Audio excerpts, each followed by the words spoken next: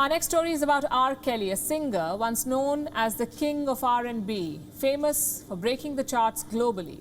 Today, he was convicted for sexual abuse, sentenced to 30 years in jail.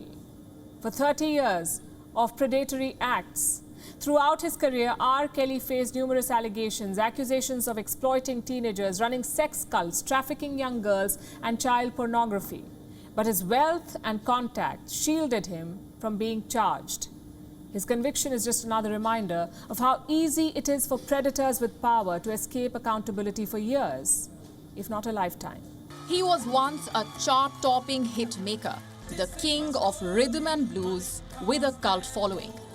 Today, he is a convict by law, a predator who exploited his stardom. I personally, this happened to me a long time ago. I was 17, I'm 45 today. I never thought that I would be here to see him be held accountable for the atrocious things that he did to children.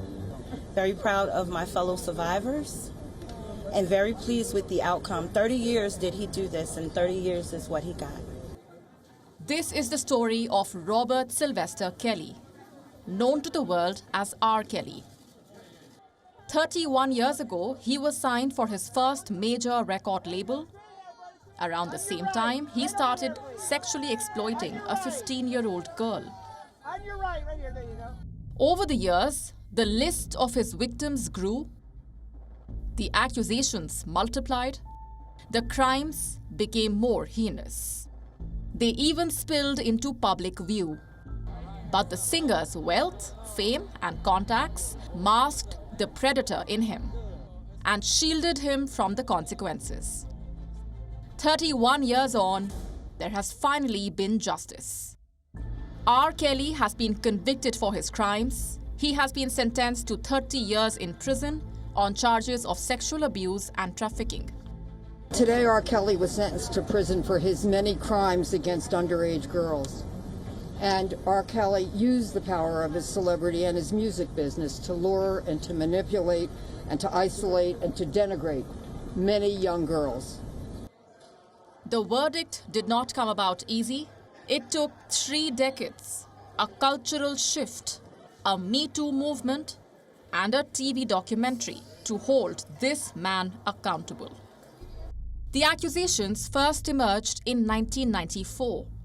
27-year-old Kelly married 15-year-old Aaliyah, an R&B phenomenon who met Kelly when she was 12. The two were illegally married in a secret ceremony. In 2002, Aaliyah died in a plane crash. In 1996, a civil suit was filed by Tiffany Hawkins. She said that he forced her into sex when she was in high school. In 1998, the singer settled the lawsuit for $250,000. In 2001, he was sued by a former intern called Tracy Sampson. She accused him of treating her as a sex object. The case was settled out of court for an undisclosed sum. In 2002, a sex tape showed Kelly sexually abusing a 14-year-old girl. He was arrested but was released on a bail of $750,000. The victim refused to testify. And in 2017, he was accused of trapping 6 women in a sex cult.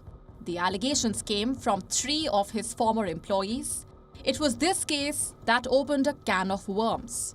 It ignited a Me Too movement against Kelly. A 2019 TV documentary put the final nail on the coffin. It offered the most comprehensive account of Kelly's gruesome crimes. 3 years later, the singer has been convicted. But why did it take so long? The answers are plenty. You see, most of R. Kelly's victims were black women. They say their skin color often led to prosecutors distrusting or dismissing their allegations. The second aspect to this story is power. R. Kelly was a linchpin in the music industry.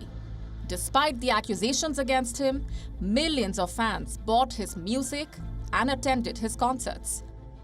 Hundreds of his aides and friends facilitated his pattern of abuse. Other artists and producers ignored his misdemeanor, and on some occasions, even the media covered for him. This case only illustrates how powerful people can evade consequences for years, sometimes even evade them their entire life. Bureau Report, WION World is One. WION is now available in your country. Download the app now and get all the news on the move.